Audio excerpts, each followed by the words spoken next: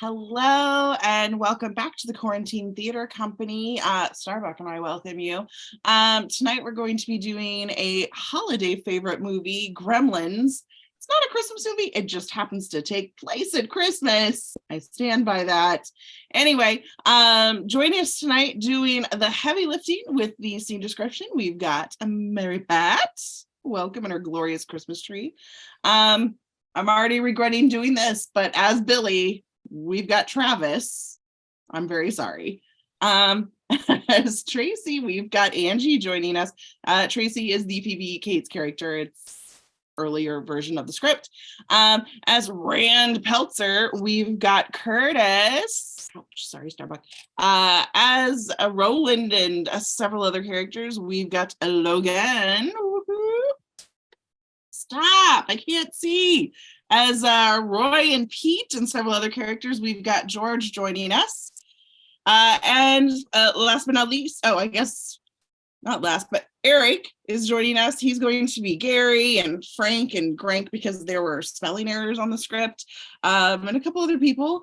And then I will be Mrs. Deagle and a couple other characters as well. So without further ado, take us away.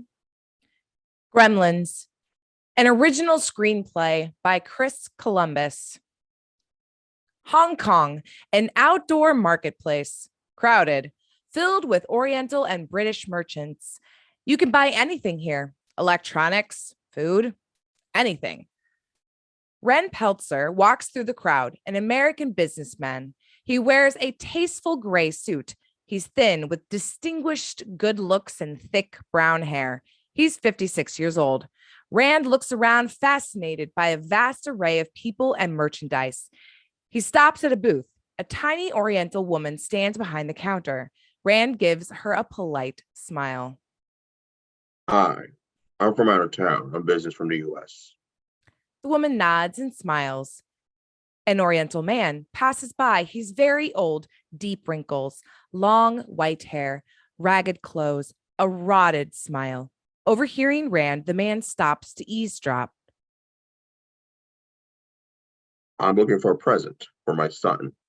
The woman nods. She searches through her wares. She holds up a basketball. Rand shakes his head. He's not really involved in sports. The woman puts away the basketball. She picks up a Sony Walkman. Rand again shakes his head. No, I want something unusual, something you can't get at home, something different. The woman searches for something else. A hand reaches out and grabs Rand's arm. Startled, he turns. The Oriental man stands before him. He stares into Rand's eyes. I can help you. He leads Rand away from the booth. I offer something very different, very unusual. Rand is puzzled. The Oriental leads him towards a doorway. Follow me. He opens the door, motioning for Rand to follow. Rand pauses, skeptical. Come, take a look. It will cost you nothing. You won't be disappointed. The Oriental enters. Rand shrugs and follows. Inside, Rand follows the man up a narrow, dark set of stairs. At the top, they enter a room. Interior room, dark, no windows, no furniture, filled with cardboard boxes and wooden crates. Rand crinkles his nose. It smells bad in here. The Oriental flips on a dim light bulb. He leads the nervous, apprehensive Rand to a dark corner of the room. The Oriental picks up a small metal box. A high-pitched giggle echoes from inside the box. Rand is very puzzled. The Oriental rests the box on a stack of crates. He opens the box. A tiny creature is inside. The animal is 11 inches tall and stands upright on two legs. It has two arms with small four-fingered hands. Its body is covered with fluffy brown fur. The piercing eyes are big but sad. Its ears are long and pointed. A tiny black nose sits above a wide mouth with small square teeth. The creature is smiling. It lets out a giggle. Rand is delighted and surprised. He's never seen anything like this. The animal is more charming than a Disney character. The Oriental claps his hands. The creature leaps from the box into Rand's shoulder. The animal licks Rand's cheek. He laughs, amused by the creature. The Oriental claps his hand again. The creature hops back into the box. It stares at Rand with those cute green eyes. What is it? What is it? It is called Mogwai, a very rare and intelligent animal. I found it in the field near my home. It will obey all orders. It learns fast. The Oriental looks at Mogwai and claps his hands. Food. Mogwai leaps to the ground. It scurries across the floor to a wooden crate. Mogwai removes a raw tuna from the crate. It tears off a chunk of the fish and carries it to the Oriental man. He takes the fish.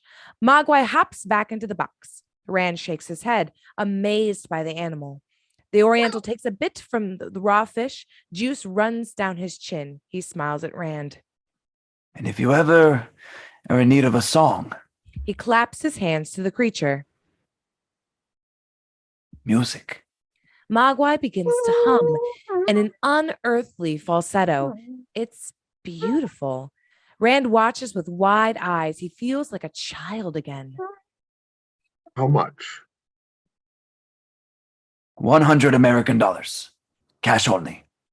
Rand removes 5 20s from his wallet. He gives them to the man. The Oriental smiles and claps his hands. The Mogwai jumps onto Rand's shoulder. Rand pets it. Mogwai emits a cute giggle. It never sleeps. It will eat anything, but prefers raw meat. It must always be kept indoors during the day. It lives in shadow. It hates bright light. Direct sunlight will kill it. Rand nods. He takes Mogwai from his shoulder and puts it into the box. Rand puts the box under his arm. The Oriental smiles. And whatever you do, don't feed it after midnight. Well, I hope your son will enjoy his new friend. Rand smiles and exits. The Oriental takes a bite from his raw fish. Cut to interior Hong Kong airport. Rand is on the payphone. His baggage rests beside him. Mogwai is inside of a small plastic pet box. The creature's bright eyes shine from inside. Yes, Fred, the Tai Chan account is definite. My plane leaves in 20 minutes. See you in Pennsylvania. He hangs up. He picks up his bags and walks to the check-in counter. The check-in girl tags Mogwai's box and puts it on the conveyor belt. Rand watches the box disappear through the baggage chute. Don't worry, sir. Your pet will be safe. Rand smiles. Cut to exterior sky. The jet flies through the clouds. Interior airplane. Rand is eating his airplane dinner. An Oriental stewardess walks up and refills his coffee. He looks at her. Are you familiar with the word Mogwai? She nods. What does it mean?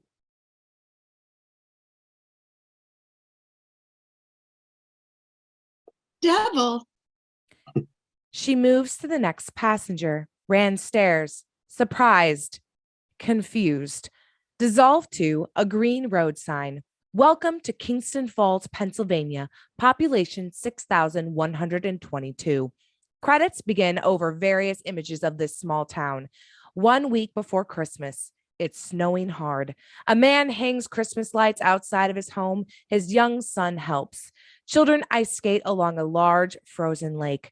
A woman trudges through the snow to her mailbox. A down parka is over her pajamas. Kingston's business district. Chilly gas station attendants pump gas into cars. A pharmacy owner hangs Merry Christmas in sparkling gold letters in his store window. Telephone line workers share hot coffee from a thermos. The Union Savings and Trust Bank. 2 teenagers push a woman's car from a ditch. Credits end. Camera dollies to the bank doors. We go inside. Crowded. Several people standing in line. Billy Peltzer, a bank teller, writes out a receipt for a customer. Billy is 26 years old. He's sturdy built and good looks are buried beneath his wide-rimmed glasses, slicked, dirty blonde hair, red sweater vest, and a loose-fitted checkered shirt, baggy corduroys, and worn loafers. Finishing the transaction with his customer, Billy looks to the line of waiting people. Next. Mrs. Deagle, an elderly woman, walks to Billy's window. She's a real prude, tight lips, heavy makeup, bleached hair, cheap fur coat. She hands Billy a personal check. Tracy Allen, another teller, works beside Billy. Tracy is pretty. Big brown eyes, a sexy smile, long dark hair, perfect figure, 25 years old.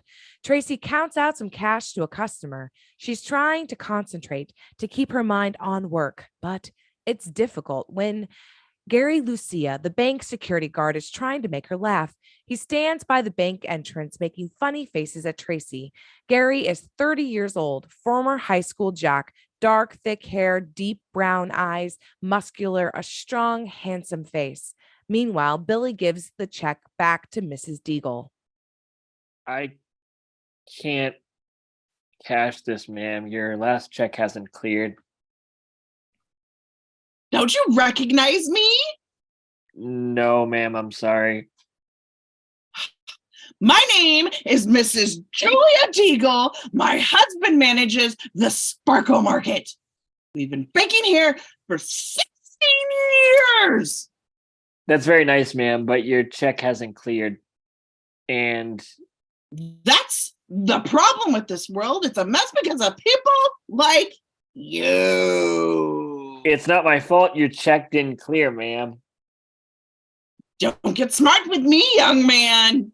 I wasn't getting smart. I'm just telling Where's you. the president? Just me. Billy rubs his eyes, tense, embarrassed.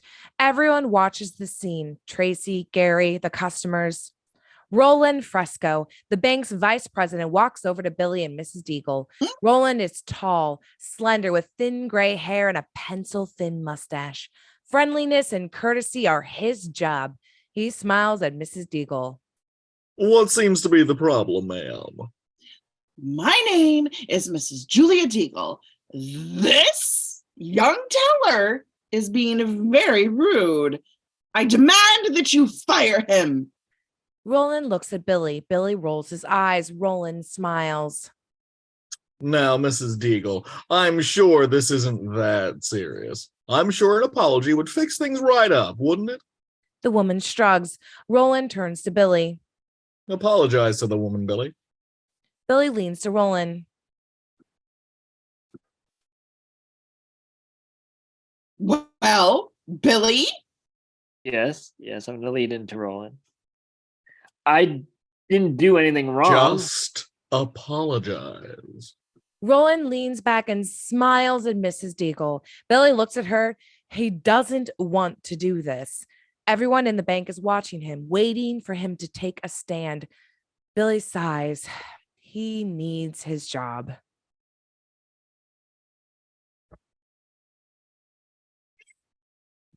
I'm Turn sorry, off the Mrs. ESPN, Deagle. Billy. I'm sorry, Mrs. Deagle. She nods and smiles. Roland puts his hand on the woman's shoulder. Come back to my desk, Mrs. Deagle. I'll personally take care of your banking problems. Roland walks back to his office with Mrs. Deagle. Gary chuckles. Tracy goes back to work. Billy just sits, angry, humiliated. He calls the next customer. Next. Cut to interior bank later. Billy puts on his brown winter coat and green scarf. He picks up his dog-eared copy of The Once and Future King. He walks back to the bank lobby. Tracy stands in the lobby putting on her coat. Billy moves to help her. Let me. He helps her with the coat. You look very pretty today. Thanks, Billy. I mean, not that you don't look pretty every day, but you look especially pretty today. You're cute. Gary walks up. He puts his arm through Tracy's. Oh my God, too early. Let's go. I'm hungry. Oh, hey, Pelter. Why didn't you stand up to the old bag today? I didn't want to lose my job. I think you weaseled out. Billy shrugs, embarrassed. Gary notices the book. He takes it from Billy's hand. What's this? It's a book, you read it. Billy exchanges a smile with Tracy. Gary isn't amused. I know that, asshole. I meant, what's it about? King Arthur, Sir Lancelot, Knights of the Round Table, dragons, and Aren't you a little old for that kind of junk? beats TV. I'll take Monday Night Football over this crap any day. Come on, let's go. Tracy gives a wave to Billy. She and Gary walk away. Billy watches. He draws an imaginary sword from his side. He lifts the sword and lunges forward at Gary. Cut to interior McDonald's. Billy sits at a table alone. He's reading his book. He eats, but his wide eyes never leave the page. He's fascinated by the story, like a child. He gets to a funny section. He laughs. Gary and Tracy sit with another couple across the room from Billy. Gary notices Billy. Gary nudges the other. What a nut. Laughing to himself. That's the kind of guy who'll shoot a president. I don't see anything wrong with him. I'm sure he's very intelligent. Yeah, and those are the guys who always crack. The real smart guys. He's gotta be a psycho. 26 years old, still lives with his parents, doesn't have a girlfriend, is always alone. Real weirdo. The others agree. Tracy doesn't. She likes Billy. Billy continues to read, totally caught up in his book, totally caught up in his fantasy. Dissolved to interior Billy Ford's Pinto later that afternoon. Billy drives home from work. He moves slow. The snow still falls. The roads are icy. And the snow keeps coming, folks. Looks like we're going to have a white Christmas. Another 3 inches is expected tonight. Billy looks out of his side window and sees Pete Fontaine walking home from school. Pete is 16 years old, a chunky, pleasant, baby-faced kid with his bright orange down jacket. Pete resembles a tiny snowman. Suddenly, Pete slips on the ice. Bam! Right on his ass. His school books scatter all over the ground. Billy stops the car. He gets out and hurries to Pete. Pete, you okay? Pete nods. Billy helps him up. Pete brushes himself off. Billy is amused by the boy. You want to ride home? Thanks, that'd be nice. Billy helps Pete pick up his school books. Cut to interior car a few minutes later. Billy drives while trying to tell a story to Pete. Lancelot rises Excalibur and wham, he knocks the Black Knight down. Then with another swing, wham, he finishes him off. Wow. Billy digs into his pocket and gives Pete a copy of The Once and Future King. Here, you can borrow it. Pete takes the book. Hey, Billy, you know so much about Vikings and stuff. You should write one of these stories yourself. I am. Really? Savage Hearts of the Round Table, a trilogy of honor, adventure, and romance by William C. Petzler.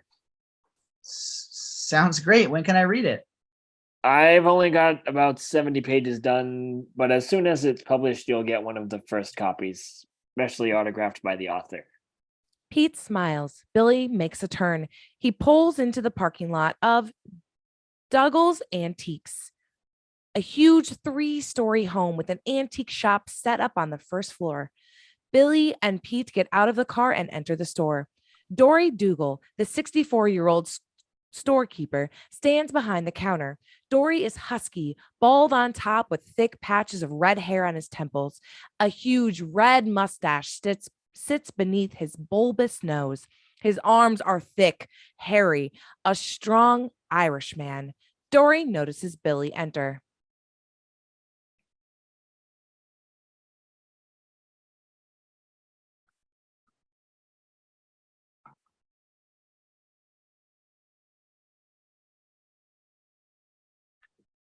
Good afternoon to you, Billy. Hi, Dory. Is it ready yet? Dory smiles. He reaches to a shelf behind the counter. He removes a long object wrapped in a piece of green cloth. He rests it on the counter. Billy watches with wide eyes. Pete is curious. Dory slowly unwraps the object. Inside the cloth is a long silver sword with a gleaming blade and an engraved steel holster. Pete is impressed. Authentic replica of an 11th century sword. Billy's eyes examine every inch of the sword. It's beautiful.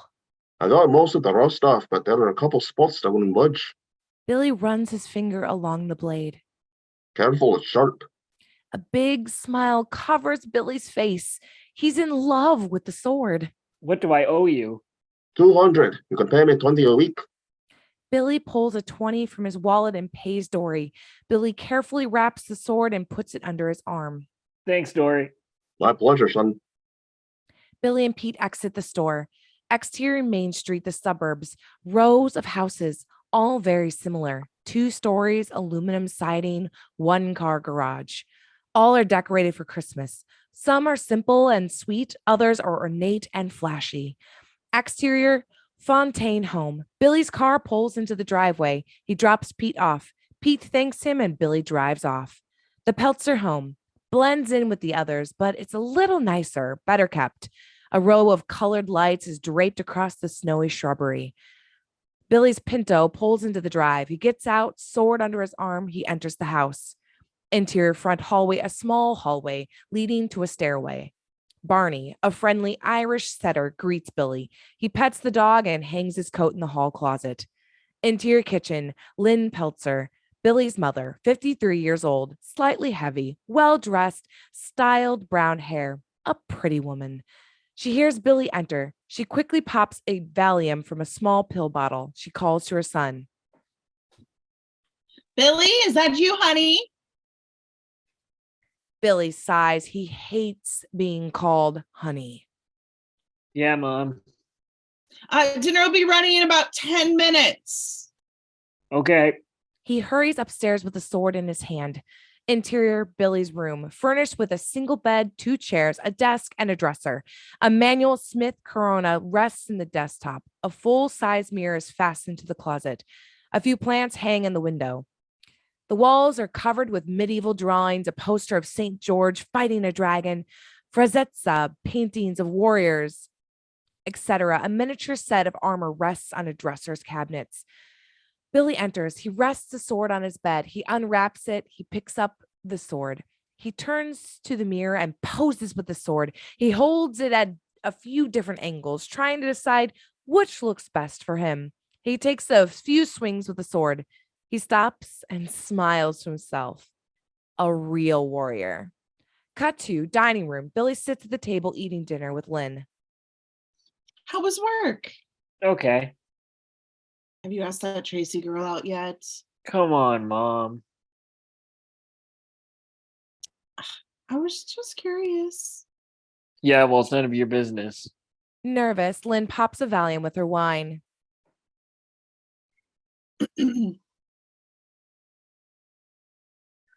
I guess it's none of my business that your clothes are washed and ironed, or that you have a hot meal on the table, or make your No. bed. No, it isn't. I'm old enough to take care of that stuff myself. I'm old enough to get a place of my own. Oh, don't start that again. Your father's coming home tonight. Good. I think we should talk about it. It'll put him in a bad mood. No, but you in a bad mood. Lynn and Billy It'll put me in a bad mood. Lynn and Billy exchange a glare. They look down at their food. A few silent, uncomfortable moments pass. Just a few. Lynn looks back to Billy. She smiles. Time for tender approach. She touches his hand. Billy, honey. Stop calling me honey. She smiles and tries again. Dad and I just don't want you to have to struggle like we did. We want to help until you can support yourself as a writer. But it's going to take me another year to finish my novel. And what if it doesn't get published?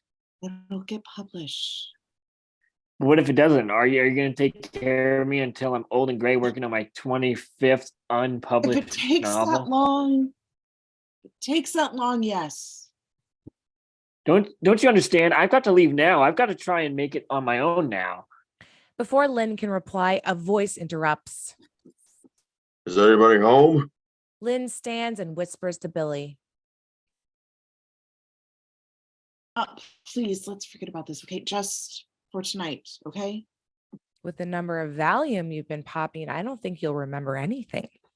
Billy pauses. Finally, he gives in and nods. Lynn stands. She pops another Valium and exits to greet her husband. We hear them exchange an excited hello, then kiss and laugh, glad to be in each other's arms. Billy just sits, burning. Interior front hallway. Rand hugs his wife. Barney is jumping up and down, tugging at Rand's coat.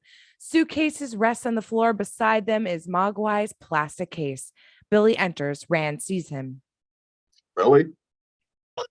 Billy walks to his father. They embrace. Hi, Dad. They hold each other for a second. Lynn closes the front door. Rand picks up Mogwai's case. Lynn turns to her husband.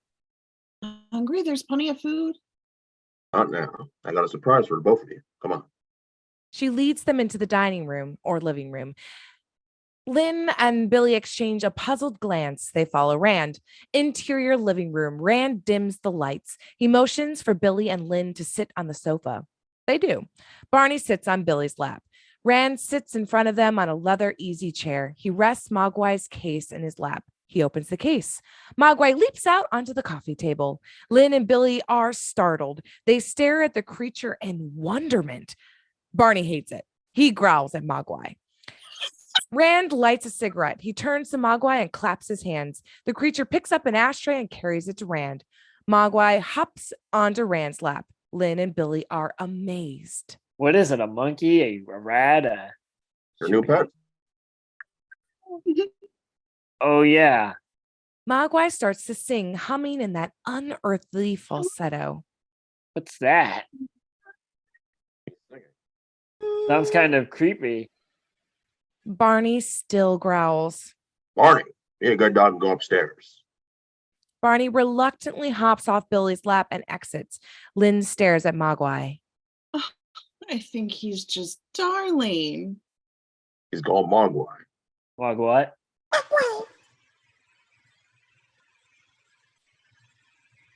Rand holds the creature out to Billy.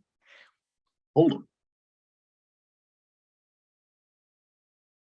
Maybe later. Come on. Billy forces himself to take the creature. Mogwai nestles close to Billy. Rand smiles at his son. He likes you. Billy looks nauseous. Lynn stands. Oh, you two look so cute together. I have to take a picture. Lynn walks to a nearby drawer, opens it, and removes a Kodak Instamatic. Oh, I haven't seen one of those in a long ass fucking time.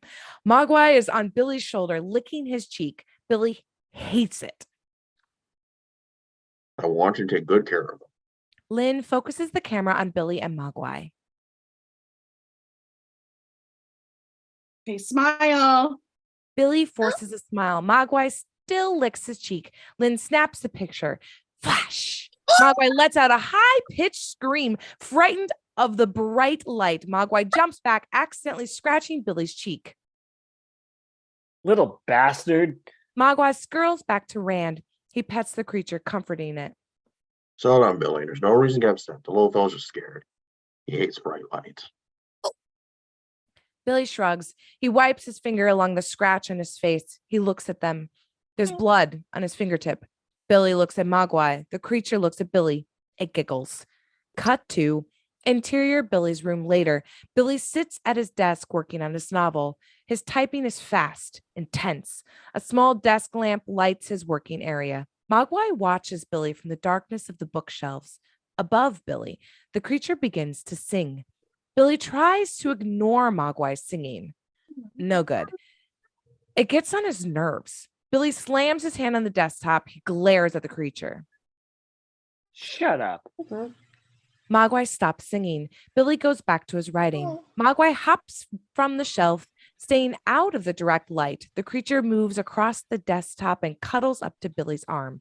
He jumps back. Get off me. Mogwai just looks at him. Get off my desk. Billy shines the bright light into the creature's eyes. Mogwai screams and jumps off the desk to the floor. Billy looks down at the creature.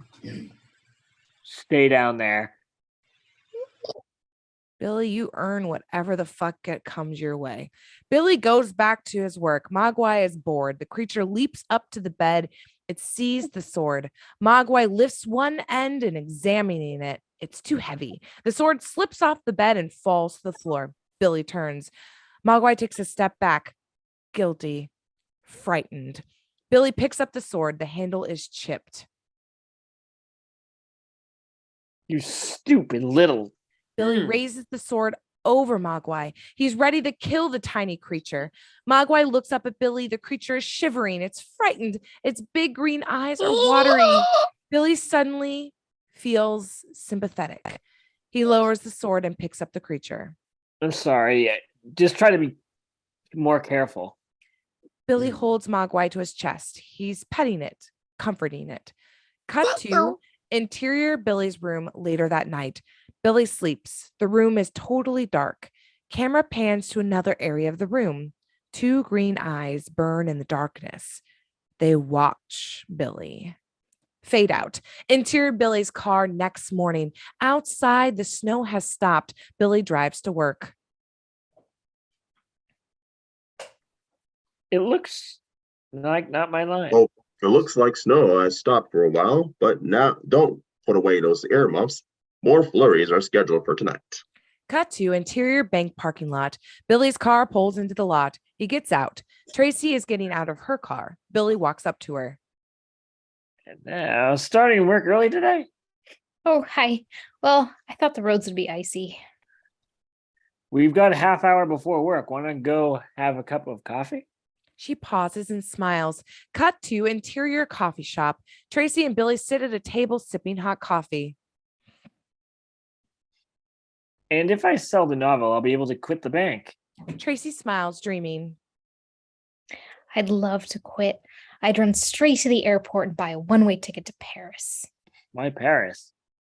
I've only seen it in the movies and TV, but it seems like it's got everything this town doesn't. Museums, great restaurants, beautiful artworks and architecture. Listen to me, talking like I've been there 10 times. I shouldn't get so carried away. It's only a dream. Hey, don't give up on your dreams. They just might come true. Tracy shrugs and takes a sip of coffee. Can I ask you a personal question? What is it with you and Gary? Is he your boyfriend? He thinks he is. Do you think he is? No. But I think of him as more than a friend, but he thinks of me as a lot more. So there's a possibility, I just might have a chance with you? Don't give up on your dreams. They just might come true. They both laugh. Camera pulls back to reveal Gary standing across the street looking into the coffee shop window. He watches Billy and Tracy. An angry, jealous look fills Gary's eyes. Cut to interior Billy's room that evening, dimly lit with Billy's small desk lamp. Billy waters his plants with a spray bottle. Mogwai's case sits on the bed. The creature is inside. Billy finishes his watering. He sits at his desk. He takes a drink from a glass of milk and snacks from a plate of brownie. He proofreads some pages from his novel. Hello, is anybody home? God damn you, Billy. In here, Pete. Pete enters. Billy holds the tray of brownies to him. Want some? Nope, sorry. I'm supposed to be on a diet. He grabs a brownie. He notices Mogwai's case. What's in there? He walks over and opens the case. Mogwai hops out onto the bed. The creature giggles. Pete is taken aback. What is it? A present from my dad. Pete picks up the creature and pets it. Pete likes Mogwai. It's neat. Billy shrugs. Mogwai sees the brownies. The creature hops from Pete's hand onto the desk. Mogwai grabs a brownie and starts to eat. Hey, Billy, you think I might be able to borrow it just for a night? I don't know, Pete. Come on, my mom will never know. I'll hide it under my bed. Pete reaches down to pick up Mogwai. His hand clumsily knocks over the water bottle. A few drops of water splash Mogwai.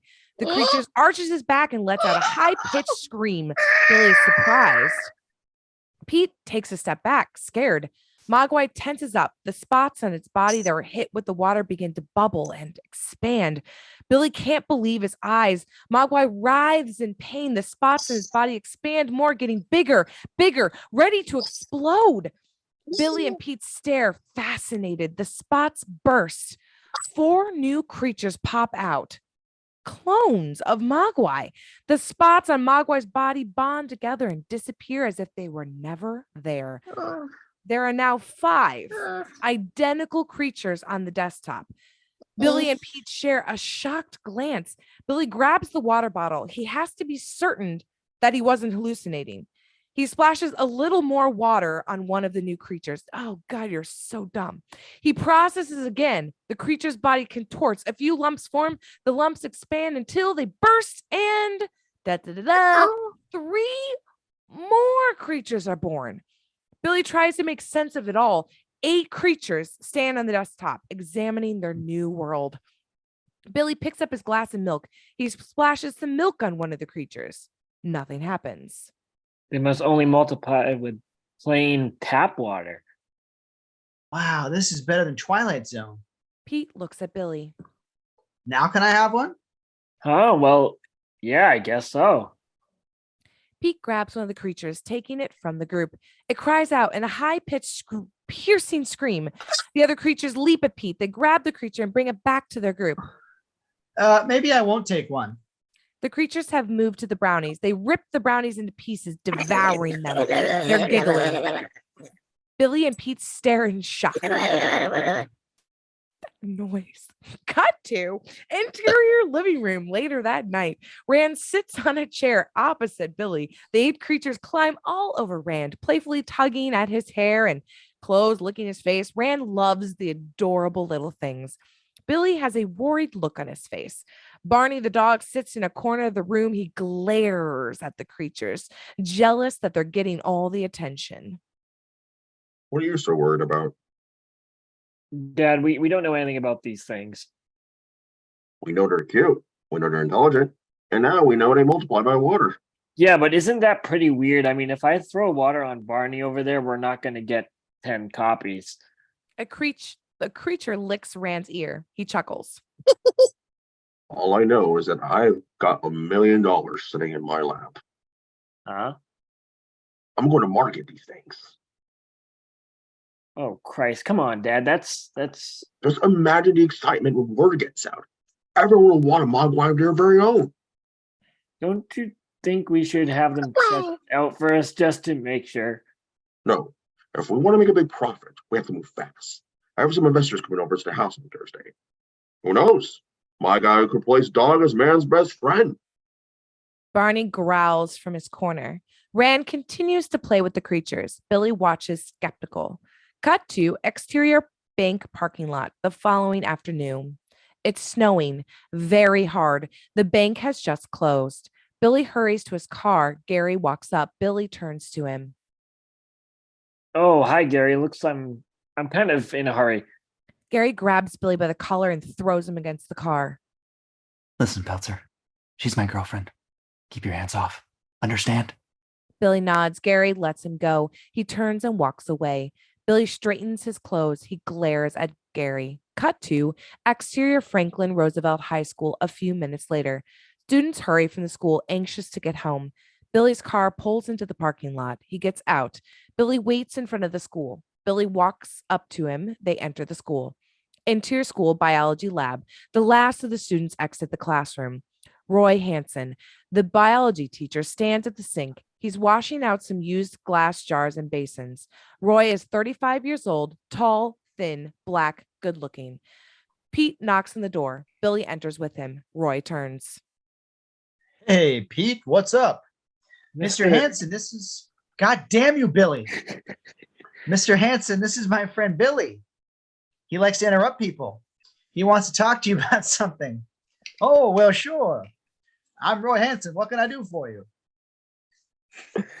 Well, you're the closest thing this town gets to a scientist, and I need some information about an animal. What kind of animal? That's what I'm trying to figure out. Cut to interior Billy's room later. The curtains are drawn. The lights are dim. The 8 creatures are on the desktop, giggling, humming in falsetto. Billy enters with Roy and Pete. Roy stares at the creatures. He is shocked and delighted. I've never seen anything like this. Billy grabs the water bottle. Watch this. Billy squeezes a drop of water on one creature. Mogwai lets out a scream. A lump appears on the creature's back. The lump gets bigger, bigger, bigger. Roy watches with wide eyes. Suddenly, another creature bursts from Mogwai's body. 9 identical creatures now stand on the desktop. Holy shit. He remains speechless for moments. He looks at Billy. May I stay for a while, run a few tests? I'll be home until 7. You've got 3 hours. Roy takes off his coat and opens his black leather case. Billy exits with Pete. Cut to TV screen. How the Grinch Stole Christmas plays. Billy and Pete sit on the sofa watching the TV. Roy enters. He sits across from Billy. I discovered some interesting things. The creatures are drawn to water. If they sense water nearby, they'll go to it. Also, unless they're hunting for food or water, they hate to be separate. I tried to move one from the others. They cried out, clawing, screeching. Yeah, that's what happened when I tried to take one. If one is separated, the others will follow. Anything else? They can't multiply by water if their environment temperature is below 25 degrees. It's amazing. They have no biological link with any other species of animal in the whole world.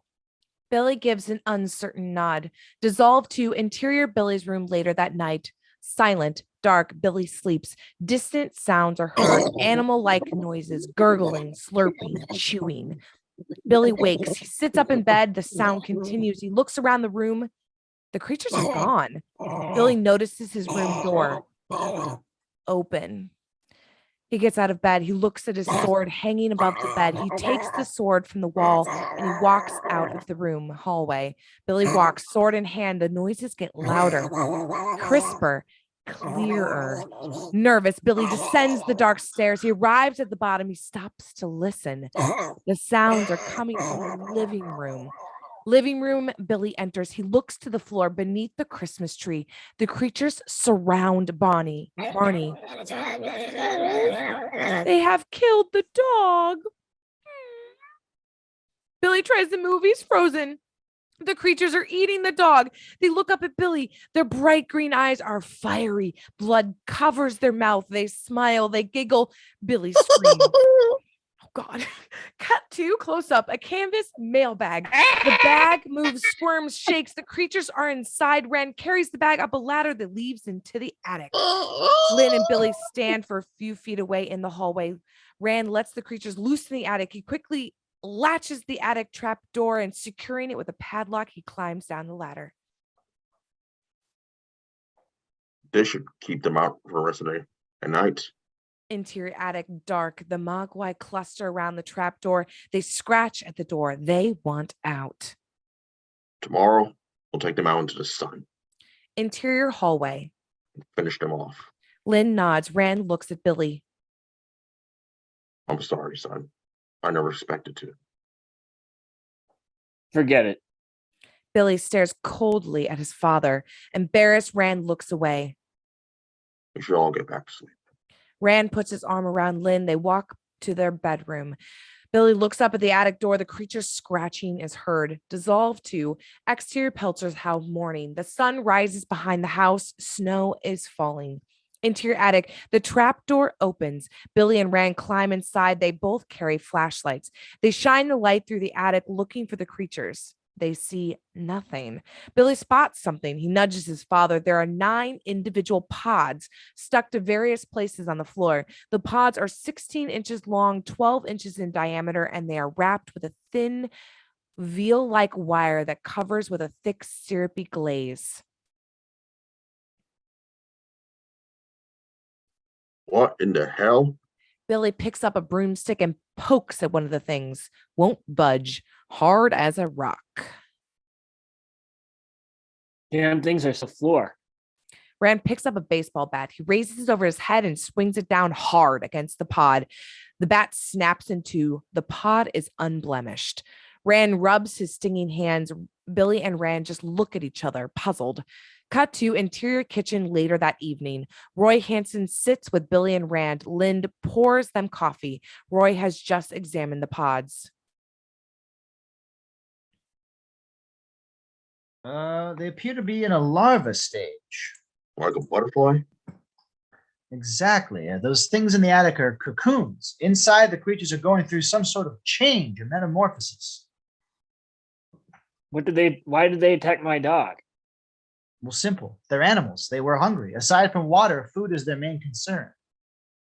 How long until they hatch? A week, a month, I really can't say. I'm not waiting around to find out. Now, Billy, don't be hasty. You've stumbled onto a new life form. What comes out of those cocoons could be a major scientific discovery. Screw science. I want them destroyed. Billy, maybe Mr. Hansen's got a point.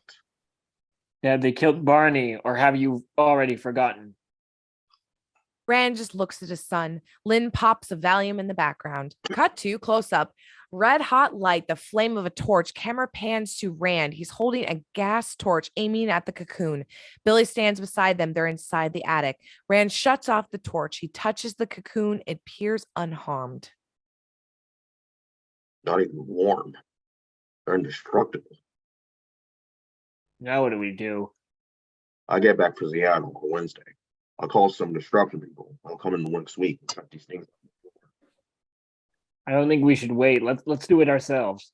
No, it's late. I got an early plane to catch. The attic door's locked. There are no windows up here. Nothing can get in or out. Rand pats Billy on the back. Son, you've got to stop worrying. Close up, Billy, a doubtful, uncertain expression on his face. Dissolved to the following day, late afternoon. Various shots of the town snow coming down fast and hard. Cars swerve on the road. Little children build snowmen. Truck plow the roads. An elderly man snow plows his driveway. Heavier snowfalls are scheduled for this evening. Storm and blizzard warnings are in effect. So if you don't have to go out, please stay indoors. Cut to exterior bank. A sign hangs on the door.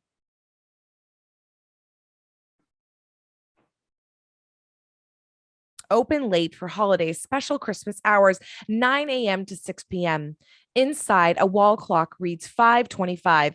Billy counts out money to a customer. Tracy works beside him. Finishing up with a customer, Billy looks to the line of waiting people. Next. Mrs. Deagle walks to Billy's window. Hello, Mrs. Deagle. How are you this afternoon? Horrible. My arthritis acts up when it snows. I see they still haven't fired you. Billy shrugs, trying to remain calm. Cut to interior Peltzer home. Lynn removes freshly baked Santa Claus sugar cookies from the microwave oven. Interior attic, small lumps have formed all over the cocoons. Slowly, the lumps rise up and down, bubbling, breathing, coming to life. Cut to interior bank. Mrs. Deagle is screaming at Billy. Do not try and tell me what to do, young man. Ma'am, I'm only suggesting that you see a bank officer to... I want to speak to Mr. Fresco. Mr. Fresco. Roland Fresco, the vice president, gets up from his desk. He walks over to Mrs. Deagle and Billy. Everyone in the bank is watching. Billy bites his bottom lip, holding in his anger. Cut to...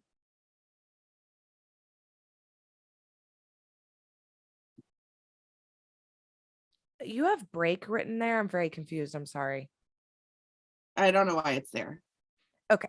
Interior Peltzer home kitchen. Lynn decorates the cookies. She adds white icing to Santa's beard. She dips her butter knife into a large blender that has made the icing.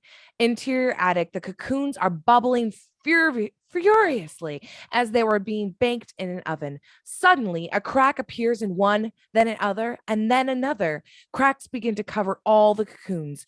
Green smoke seeps from the thin openings. A slow, soft hiss is heard. They're hatching. Cut to interior bank. Roland stands beside Billy. Mrs. Deagle patiently waits. Apologize to the woman, Billy. Well, sir, I didn't do anything wrong, really. Apologize. No. Billy turns to the woman. Everyone in the bank is watching, especially Tracy. Mrs. Deagle, He pauses. He looks at Mrs. Deagle. Her face is sour, angry. He tries again. Mrs. Deagle, I think you're an ugly old fart, and I hope you fall down on the ice and break your fucking neck. Mrs. Deagle is shocked. The other customers hide their laughter. Gary smiles. Tracy is proud. Peltzer, you're fired. Do you understand me? You're fired. Billy smiles. Cut to interior Peltzer attic. Green smoke has filled the room. The cocoons quiver, shake. Each one is covered with cracks. A 3-fingered black claw suddenly breaks out of one of the cocoons. It clutches at the air. Another claw breaks through the shell of another cocoon. They're all beginning to hatch. Claws emerge from each one, reaching for the air. Interior kitchen, Lynn slowly arranges the finished cookies on a tray. A loud rattling noise echoes from upstairs. Lynn stops to listen. Cut to exterior attic door. The door rattles, the lock shakes. The creatures want out. Lynn slowly moves to the kitchen door. She listens. The attic door, the wood surrounding the lock begins to splinter. It finally snaps. The door pops open. The lock falls to the floor. A loud thump. Lynn jumps at the noise, scared as she runs to the kitchen phone. Interior bank, Billy puts on his coat, preparing to leave. In the background, Mr. Fresco consoles Mrs. Deagle. Tracy walks up to Billy. Billy, I thought you were great. He smiles. Gary watches the two of them. Billy, you have a phone call. phone call. Billy hurries to the phone. He answers. Yeah. Stands in the kitchen, tightly holding the phone receiver. Billy, those things in the attic, they're alive. I hear noises upstairs. Billy gets scared. His face goes white. Mom, stay downstairs. I'll be right home. He drops the phone and runs out of the bank. Gary exchanges a puzzled glance with Tracy. Cut to Lynn standing in the kitchen, frightened. She downs 2 Valiums from her bottle. Loud thumps, rattling, various other noises echo from the attic. Lynn exits the kitchen and slowly walks upstairs. Cut to Billy, nervous, sweating, behind the wheel of his car. He tries to drive fast, but the heavy snowfall and icy roads prevent it. Outside, the sun is going down. Cut to Lynn. She's arrived at the top of the stairs. It's dark up here. She looks at the end of the hallway. The attic door is open. Lynn gets a chill. She slowly walks to the door. Cut to Billy, still driving. He tries to pass a slow truck. He hits an icy spot. The car swerves and spins off the road. It lands in a ditch. The engine stops. Billy tries to start it. Nothing happens. It's stalled. No, not now. He tries again. No good. It's dead. Frustrated, Billy slams his fist on the steering wheel. Cut to Lynn standing below the open attic door. She tightly clutches her Valium bottle. Why didn't you grab a knife? She looks up. Nothing but darkness. Lynn pops another Valium. She climbs the ladder into the attic. Cut to tracking shot. Billy, he runs home through the snow. It's dusk. People have begun to turn on their Christmas lights. Billy runs harder, faster. His house comes into view at the end of the block. Cut to interior attic. Lynn pokes her head inside, looking around. Everything looks fine. Calm. She sighs, relieved. Suddenly, something leaps out and grabs Lynn by the throat. A creature. We can't see it clearly. It moves too fast. It is hidden by the shadows. Another dark figure comes at Lynn. More creatures.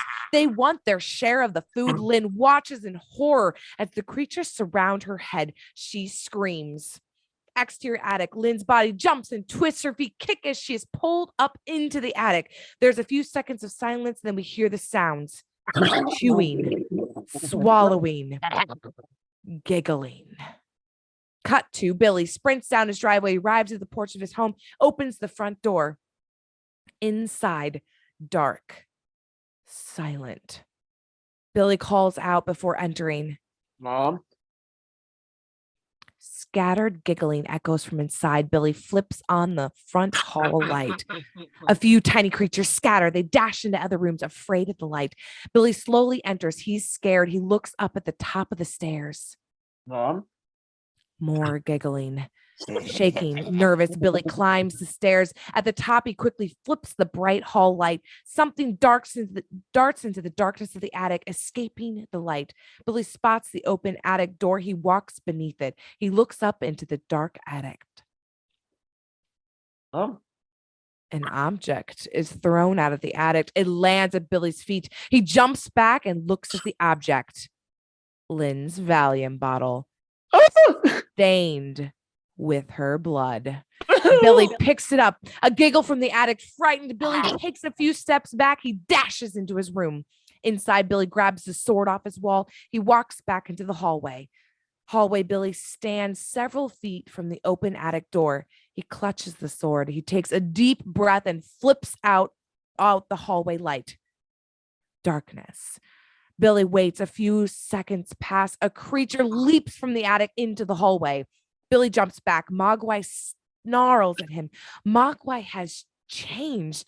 It stands 2 feet tall. The brown fur is gone, replaced by rock hard, rippling armor. The arms and legs are muscular, covered with the same armor. The paws have been replaced by claws. The fingernails are sharp. The tail is long and pointed, reptilian. It thrashes back and forth. Sharp white horns have replaced the ears. The green eyes are larger. They're bulge, evil and angry. A huge mouth distorts the face with a wide grin. The countless teeth are long and sharp. Gleaming white, fresh blood drips from them. The giggle remains, undercut with a hungry, animalistic growl. The creature leaps at Billy. Billy raises his sword and swings. He hits the creature in midair. Mogwai falls to the ground. Thick green blood pours from a deep wound on its chest. Billy stabs the creature. Mogwai dies with a long hiss. Billy looks back to the attic, sword extended. He rushes to the ladder and climbs into the attic. Inside, Billy sees Lynn's body. She lies on the floor, dead. Billy walks to her. Lynn is covered with bites and scratches. Billy looks away, angry, saddened. He notices the cocoons all hatched. Sound echoes from downstairs, thumps, giggles. Billy's face goes white with fear. There's more. He dashes out of the attic. Upstairs hallway, Billy walks slowly, clutching his sword, ready for an attack. He descends the stairs. Front hallway, Billy walks to the living room. A creature leaps from overhead chandelier and lands on Billy's back. The creature tries to bite Billy's neck. Billy slams the blade into Mogwai. He whacks the creature again and again. Finally, Mogwai falls to the floor. Billy brings down his blade hard. It slices Mogwai's head off. The creature's body quivers and it dies. Billy moves to the living room. Living room dimly lit. The fireplace burns. The Christmas tree lights flash. Billy enters. An object flies at Billy from across the room. He ducks. A dinner plate smashes against the wall behind him. Billy looks to the china cabinet. A creature sits on the middle shelf, giggling. It throws another plate at Billy. He bats the plate away with his sword. Mogwai continues to throw plates at him. Billy dodges the plates, making his way to the china cabinet. There, he lunges forward with his sword. Bullseye! Mogwai is stabbed straight through the chest. The creature screams, writhing in pain. It falls from the china shelf to the floor, dead. Billy slowly moves across the room. His eyes dart back and forth looking for creatures. He walks by the fireplace. 3 large red velvet stockings hang from the mantel. Each one is inscribed with a name: Billy, Rand, and Lynn. A creature pops out of each stocking, growling, snarling. Startled, Billy jumps back. The 3 creatures hop to the floor and move towards Billy. He clutches his sword tight. 2 creatures leap at him. He spears one midair. He quickly spins around, knocking the other Mogwai to the ground. He stabs the creature in the throat. He twists the sword until Mogwai chokes to death on its own blood. The remaining creature attaches itself to Billy's leg. It takes a bite from his calf. Billy cries out in pain. Mogwai stays on, biting hard. Billy kicks his leg near the fireplace. Scared of the firelight, Mogwai lets go. Billy stabs the creature. He holds Mogwai in the roaring flames of the fireplace. Roasted Mogwai. Mogwai screams until it burns to a crisp. Billy removes his steaming sword. A charred creature collapses into the flames, dead. Billy checks his leg, a small bite. He walks to the kitchen. Camera pans to the Christmas tree. Its tiny lights flash. The camera moves closer to the tree. 2 large green eyes shine from inside the tree, the eyes of another creature. Cut to interior kitchen. Billy stands quietly in the doorway. 2 creatures are inside. They don't notice Billy. One has crawled into the large blender. It laps up the leftover white icing. The other sits on the table. It nibbles on Santa cookies. Billy looks at the blender. It's unplugged.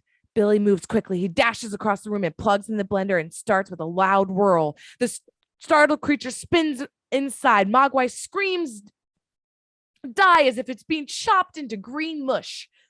Oh, that's a smoothie. The remaining creature growls at Billy. Billy lunges forward with his sword. Mogwai leaps out of the way onto the kitchen cabinet. Billy turns to the creature. Mogwai stands in front of the open microwave oven. Billy pokes at the creature with his sword. Mogwai takes a few steps back. Billy still pokes at Mogwai, forcing the creature on into the oven. Billy quickly closes the oven door. Mogwai is trapped inside. Billy flips the oven switch to bake. The microwave purrs. Inside, Mogwai screams and pounds against the glass door. Soon the creature falls. Its body quivers. The armor-like skin bubbles and pops. Mogwai boils to death. Billy wipes the sweat from his brow and exits the kitchen. Living room. Billy enters. He looks at the dead creatures. He sighs, relieved. They're all gone. Billy rests his sword against the wall. He picks up the telephone and dials 0. Yes, could you connect me with the sheriff's office? A swift shadow moves across the floor behind Billy. Hello, is this Sheriff Lucia? A claw tears the phone cord from the wall. Hello? Hello? The creature walks towards Billy, ready to attack from behind. Hello? The creature is nearly upon Billy. It hisses. Billy turns face to face with Mogwai. Billy glances at his sword. It's a few feet away against the wall. Mogwai takes a step closer. Billy reaches for the sword. The creature leaps and lands on Billy's chest, knocking him to the floor. Billy wrestles with the creature. He tries to grab the sword, but Mogwai is clawing and biting at him. Billy's hand finally reaches the sword. He snatches it and he brings it down the blade onto the creature's arm. Mogwai jumps back, wounded. Billy stands. He raises his sword to finish off the creature. Mogwai dodges the blade, jumping to the window ledge. Billy moves towards the creature. Mogwai smashes through the window, escaping into the night. Billy hurries out of the house. Outside, the blizzard is starting up. Billy arrives at the broken window. He looks to the ground and sees Mogwai's footprints in the snow. They stretch across the backyards of suburbia, disappearing into the darkness. Following the footprints, Billy runs after the creature. Peggy, a cute, blonde-haired, blue-eyed 8-year-old girl, stands in her backyard. She is building a snowman. Peggy's mother opens the back door of their home. She calls to her daughter.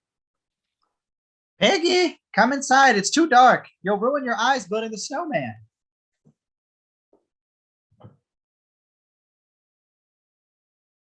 Just 5 more minutes, and then Skippy the snowman will be finished. Please, mommy. All right, young lady, but if you're not inside this house in 5 minutes. Thanks, mommy. She goes back inside. Peggy inserts pebbles for Skippy's eyes. Cut to Billy running through the snow, following Mogwai's footprints. Cut to Peggy inserting the final pebble for Skippy's smile. Peggy takes a step back. She looks over her creation. She smiles. That is just creepy, Anne. Gee, Skippy, you look cute.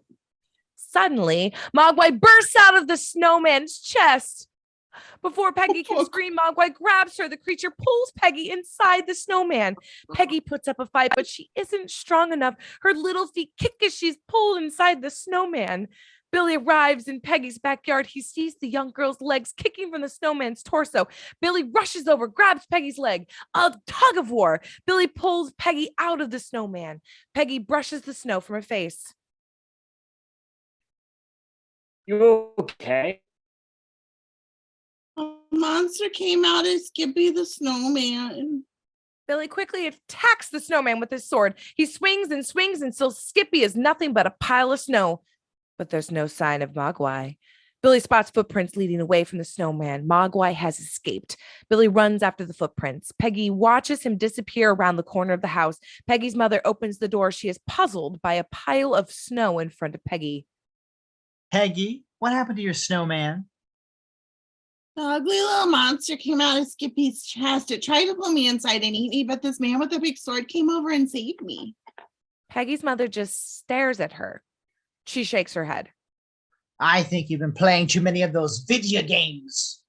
It's the devil. Cut to carolers. A group of 30 high school students stands in the front lawn of a home. They happily belt out a Christmas carol. Joy to the world, the Lord has come. Camera pans, their bright, cheery faces. Pete stands in the back row wearing his orange down jacket and a long checkered scarf. He stands in the back row singing tenor. The creature pops out of the snowdrift behind the carolers. Mogwai's eyes the kids. Pete stands closest to Mogwai. The creature smiles. Cut to Billy running through the backyard, following Mogwai's footprints. The carolers singing echoes in the distance. Cut to the carolers loudly singing. And heaven and nature sing. A tenor voice suddenly drops out. A few of the carolers exchange puzzled glances, but they resume their singing. Pete is being dragged from the group by his checkered scarf. Mogwai pulls the youth into a nearby wooded area. Pete kicks and shouts, but the carolers singing drowns out his cries for help. Mogwai jumps onto Pete's chest. The creature's razor-sharp teeth bite into the boy's neck, tearing out a huge chunk. Pete screams, but no one hears. Cut to Billy running into the group of carolers. They are puzzled by the sword in his hand, his tattered, bloody appearance, but they continue singing. Billy follows the creature's footprints behind the carolers into the woods. Several feet away, Billy sees Mogwai. The creature is on top of Pete's body.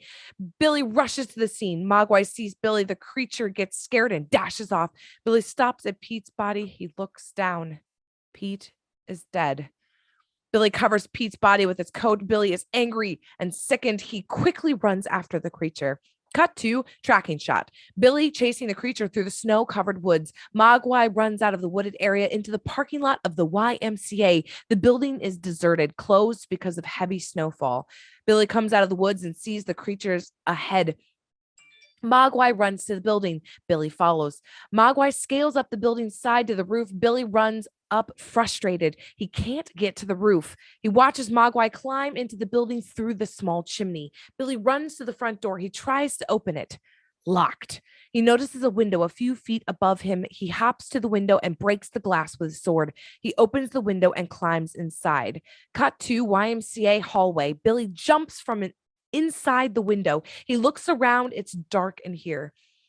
Billy sees a closet marked janitor. He opens it. Inside, he finds a flashlight. He turns on the flashlight. It's bright.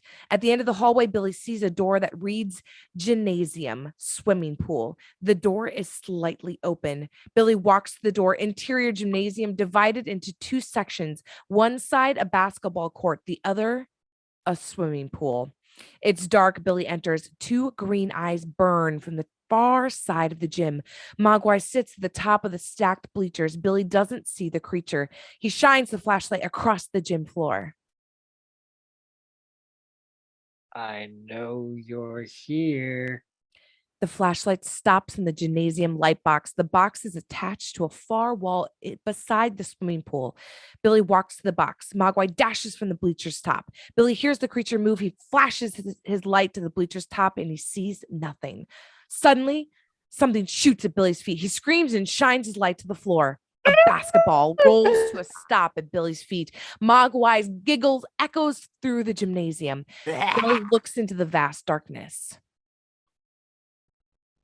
Come on out, you bastard. It's silent again. Billy is frightened. He walks faster, moving to the light box. Billy hears another sound. He shines the light to another area. Again, nothing. Billy starts to tremble. He runs to the light box. He gets there and quickly flips open the light box. Billy drops the flashlight and sword. The creature's sharp fingernails clutch onto Billy's chest. Billy falls backwards with Mogwai holding onto him. They tumble into the swimming pool, the deep end. The water. Billy separates himself from the creature. It swims to the side of the pool and gets out. He runs and picks up his sword. He looks at the scratches on his chest. They bleed, but he'll live. Suddenly, a small rumble echoes from the swimming pool. Billy looks to the pool. The water is moving, bumbling, rippling. Billy is scared. He runs to the exit doorway. The rumbling gets louder. The pool's water gets more violent. Billy looks back to the pool. A creature crawls out of the swimming pool and is followed by another creature. They're followed by 3 more, then 5 more, then 8 more, then 10 more. They keep coming in droves. Billy watches from the doorway. Oh my God. By the way, I thought it had to be fresh water. It has chlorine in it, right? Hundreds of creatures are now coming out of the pool. The huge amount of water forces them to multiply at an incredibly fast rate. Billy runs out of the gymnasium hallway. Billy closes and locks the door and runs to the window, boosts himself up and crawls out. Exterior YMCA. Billy runs from the building. Cut to interior police station. Sheriff Frank Lucia sits behind his desk. He's laughing. Frank is 40 years old. His hair is thick, black. He wears glasses. His deputy. Officer Brent is scrawny, weasel-like man in his mid-30s, stands beside the sheriff. Brent is also laughing. Billy sits in front of the two men. A serious, helpless look covers his face. Frank leans towards Billy. Let me get this straight. You're telling me that little monsters are multiplying by the hundreds down at the Y? Yes, that's right. These little things, they killed your mother and the Fontaine boy, hmm? Billy nods. And they eat human flesh. They did this. Looks like a dog. It wasn't a dog, sir. Look, these things are deadly when they're alone, but if a couple hundred get loose, they'll get hungry, real hungry. They'll head straight for the town. You'll have a major disaster on your hands. Frank looks at Billy. Look, Billy, we all know that you have a very active imagination. My brother told me about the books you read down there at the bank. Now, Dungeons and Dragons are fine if you're 5 years old, but... Billy stands upset. My mother is dead. So is my friend. I'm not imagining things. Billy glares at Frank. The sheriff sighs. He looks at Officer Brent. Brent, go with Pelter. Check out the Y. And then his house. Sheriff, you should radio for more help. Warn the people in town. Listen to me, kid. Now you're getting me pissed off. You're lucky I don't just throw you on your ass for telling me stories. Frustrated, Billy exits with Officer Brent. Frank shakes his head. He picks up the phone and dials. Exterior YMCA. The building appears calm, peaceful, no sign of creatures. The police car pulls into the parking lot. Interior police car. Officer Brent parks the car. Billy sits beside him. Brent looks at the building. Looks fine. I haven't seen anything. They're inside. Brent checks his pistol. It's loaded. Look, you can't go in there alone. It's suicide. You got to radio for more help. I've got all the help I need. Brent handcuffs Billy to the grating of the police car. Please listen to me. You can't go in there. Brent gets out of the car and walks to the building. A nervous, frustrated Billy watches. Brent walks to the building's front door, locked. He smiles. He takes a step back, draws his gun, and shoots off the door lock. He enters. Billy waits in the car, frightened, restless. His sword lies in the back seat. Billy grabs it. He begins to pound at the handcuff chain with his blade. Interior YMCA hallway, pistol drawn. Brent walks down the hallway to the gym doors. He could hear the sound from inside, gurgling, breathing, giggling. He takes a drink from his hip flask and enters the gym.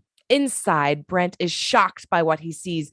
Hundreds of pairs of burning green eyes fill the gymnasium, shining in the darkness like a starry night.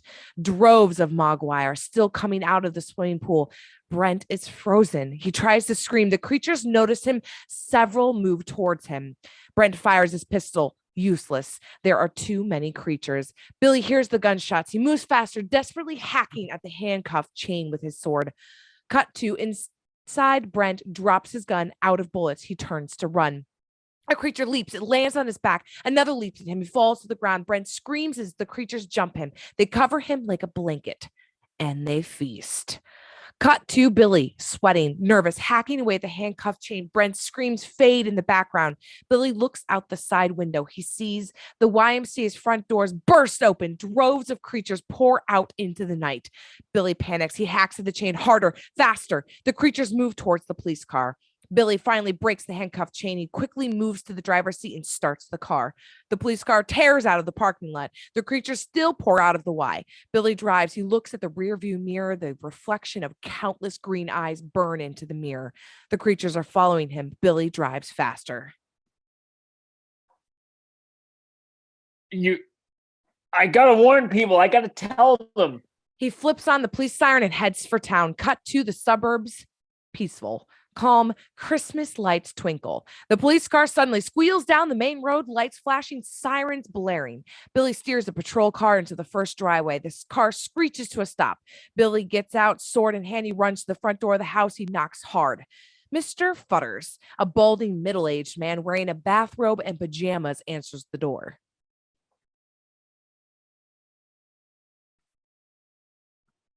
Billy Peltzer, what's going on here? They're coming. Huh? You got to keep your windows locked, or better yet, board them up, and your lights. You got to leave them on. What are you talking about, boy? There are these little things, animals. They're all over the place. They'll kill you and your family. Mr. Futters starts to laugh. Ha ha ha ha ha ha! Have you been drinking? No, sir. I don't. What the hell is that? A sword? Yes, I like swords. And what the hell was that line? What are you doing with the sheriff's car? Are you on drugs? Billy starts to explain when Mr. Deagle, the next door neighbor, walks onto his porch. Deagle is a portly man with curly gray hair and a beard. He calls to Mr. Futters. Oh, God. Joe, saw the police car. You in some kind of trouble? No, it's Peltzer kid. He thinks we're gonna get eaten up by wild animals, and he's carrying a sword like Aragorn. Did you say Peltzer? Billy Peltzer. Yeah. Yeah, he's a nut.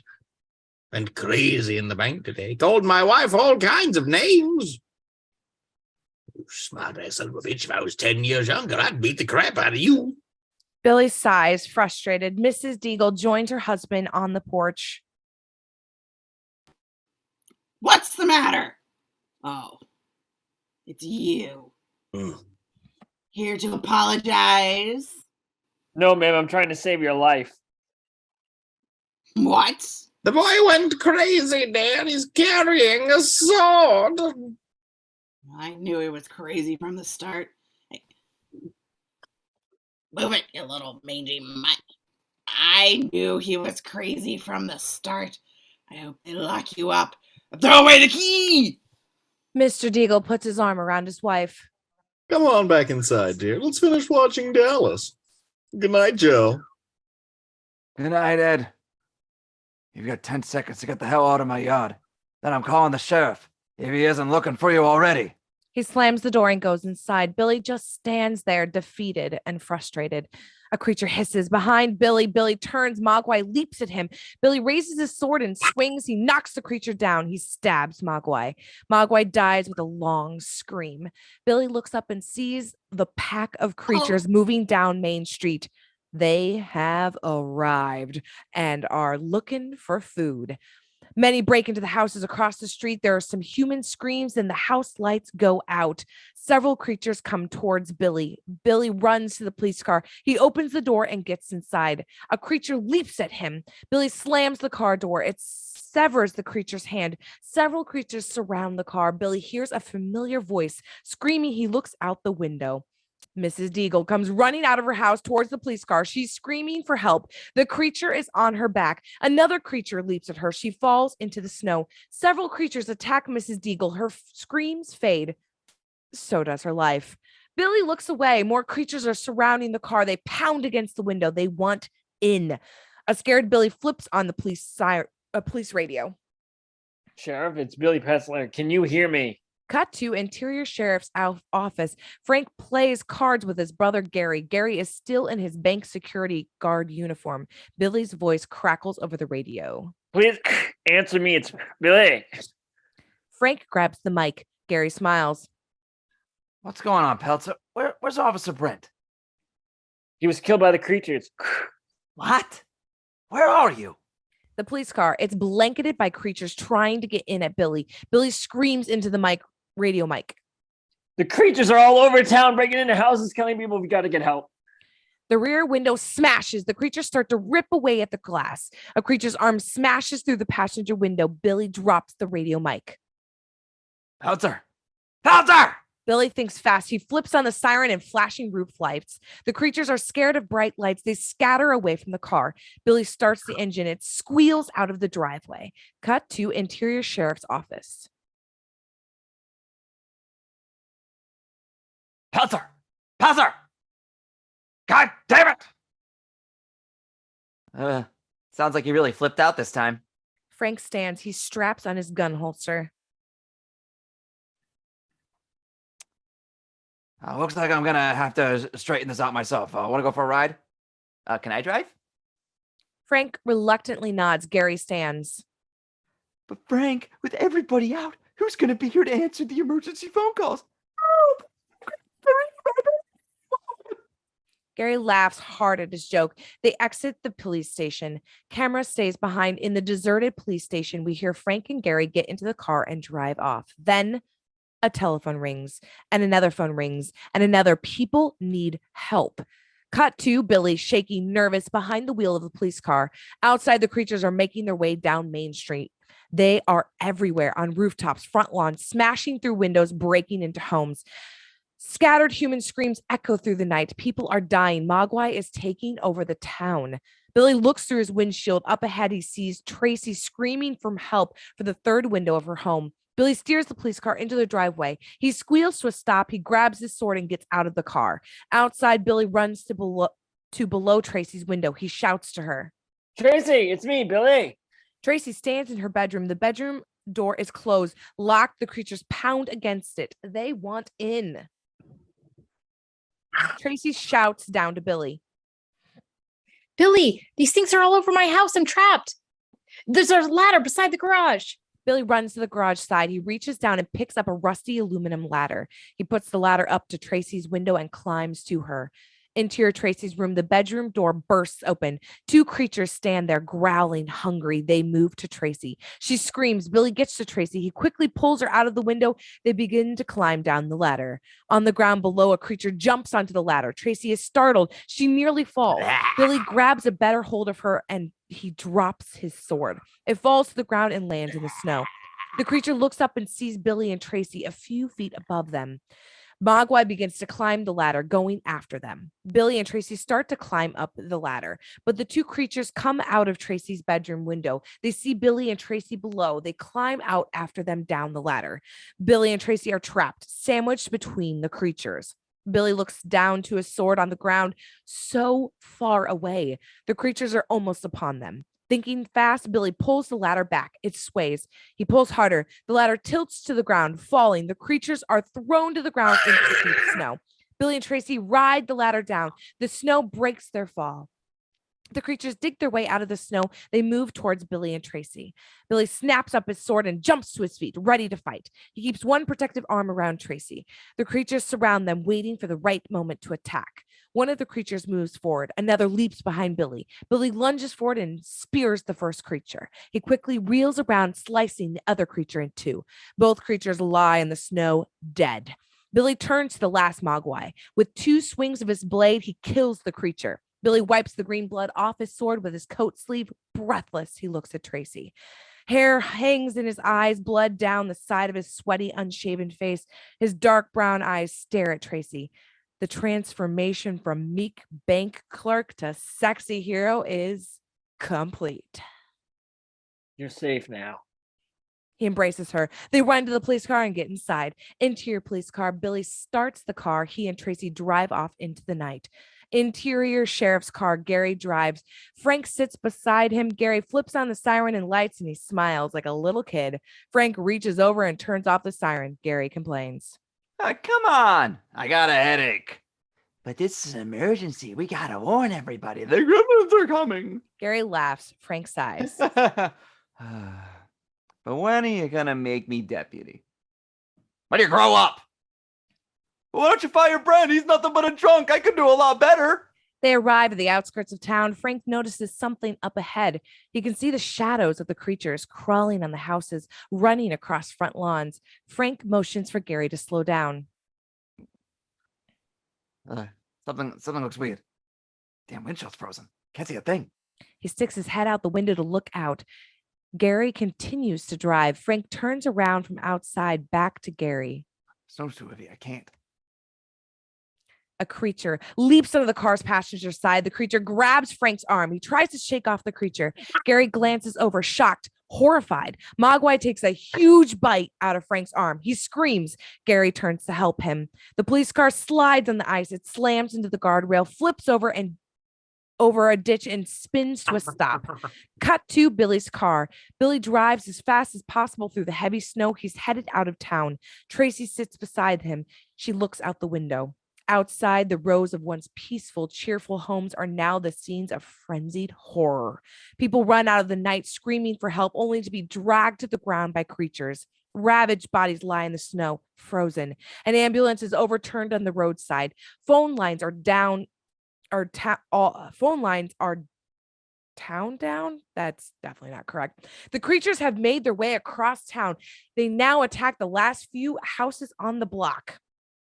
Tracy looks away from her window. Tears fill her eyes. She's sickened by all of it. Billy holds Tracy's hand, comforting her. Billy notices something up ahead. He stops the police car. Outside, the headlights shine on Frank's overturned police car. Gary is inside, still alive. He screams for help. Tracy notices.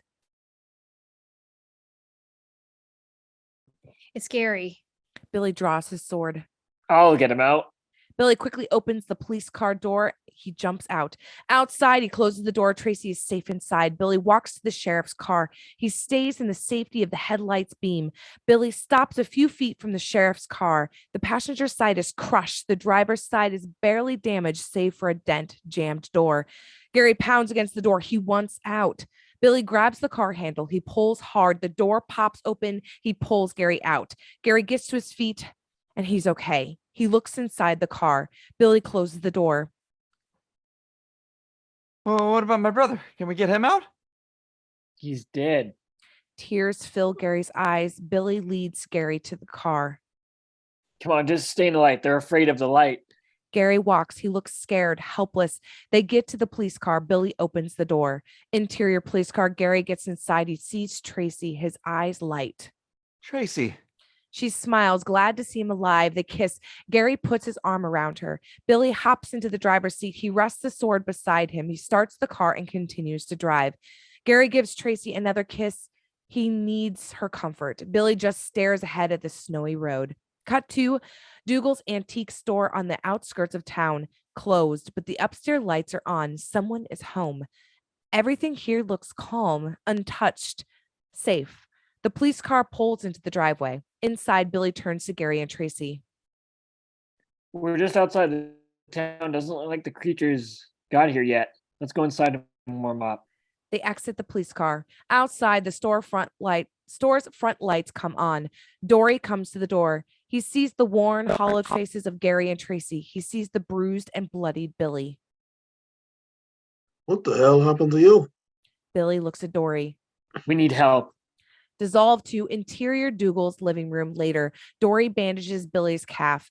Gary sits with Tracy on the sofa. Billy finishes telling the full story to everyone. And they originated from Marketplace in Hong Kong. Dory stands and shakes his head. Hard to believe, like Satan's come to walk the earth. You see, they're drawn to water. Now, if my hunt is correct, they'll be leaving town and heading for the water town, which means I'll pass by here tonight. These things have to keep to the water town state, maybe the country. They're like inhuman diving rods. Divining rods. Why didn't you think of that before, huh, Peltzer? I did, but nobody would listen. Maybe if you weren't such a nut, people would believe you. Dory intervenes. Boys, arguing won't get us anywhere. Gary still glares at Billy. This is your fault, Peltzer. That's not true. My brother's dead because of you. That isn't true. Well, the other people in town, they're dead because of you. Stop it. You did it. You got all those people. You're a murderer, Peltzer. Billy lunges at Gary. They fall to the ground fighting. Dory and Tracy break it up.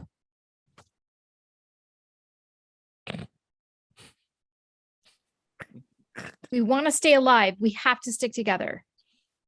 Billy turns away, cooling off. Gary is comforted by Tracy, but she keeps her eyes on Billy. Dory looks at everyone. We should get in touch with the authorities. Yeah, and And then I'd like to try and get in touch with my dad if we can. Because The lights go out. Total darkness. Cut to exterior Dory's store. Mogwai's claw tears at the wires in the electrical box. Cut to living room. Gary's cigarette lighter illuminates the room. Everyone stays quiet. They listen. The giggling of several creatures echoes from outside. they're here. A frightened Gary holds Tracy. Now what do we do? The giggling gets louder, closer. Billy turns to Dory. Do you have a place without windows? A place where we could be safe? Dory pauses to think. Storage room. The sound of breaking glass is heard. They're downstairs. It's in the store. We have to hurry. Dory leads everyone out of the room. Interior storage room, large area, crowded with antiques. Dory leads everyone inside. He closes and locks the door. He lights 2 candles. We'll stay here until daybreak. Gary sits with Tracy on an old sofa. Dory sits beside them in an old rocking chair. Billy pulls up an old wooden chair. Loud noises, crashes, bangs, thumps, giggles. They echo from off screen. The creatures rummage through the antique store. Close up, Billy, Gary, Tracy, Dory, listening to the sounds, frightened. Mischievous little devils, aren't they? No one disagrees. Tracy suddenly notices something. She cries out. Billy! Several creatures' claws scratch at the thin wood of the storage room door. Thinking fast, Billy moves to the large cabinet. He turns to Gary. Help me with this. Gary and Billy slide the cabinet in front of the door. That'll keep them. Oops, sorry. That's fine. That'll keep them out. We're safe now. Billy sits back. The noises continue. Dory looks at everyone. I've only been this scared 2 other times in my life. Once when I got drafted, the other was when I was 6 years old. The story kind of belongs to Tracy, I mean Phoebe, but I guess it's my story now. It was Christmas Eve. My sister and I were decorating the tree with our mother, singing carols, happy, excited, waiting for Dad to get home from work. A few hours passed and we started early. Father wasn't home yet, but my mother called the office. They said he left. After about a week, the police gave up. My mother was close to a nervous breakdown. The rest of us weren't eating. We couldn't sleep. Everything was falling apart. It was snowing outside. The house was cold. I threw some logs on the fire. That's when I noticed the smell. The firemen came. They broke through the chimney top. We were all really expecting to pull out some dead cat or bird, but instead they pulled out my father. He was dressed in a Santa Claus suit. He had been climbing down the chimney on Christmas Eve, his arms loaded with presents. He was going to surprise us. The coroner said that he lost his footing, slipped and broke his neck, died instantly. His body was lodged in a narrow chimney shaft. And that's how I found out there was no Santa Claus. Everyone has a chilled look on their faces. Dory just stares. Billy stands and clears his throat. Well, I think you should all try and get some sleep. I'll watch the door. Everyone agrees. Billy moves his chair in front of the door. Dory relaxes in his rocking chair. Gary stretches out on the sofa, expecting Tracy to cuddle with him. Instead, she walks over to Billy.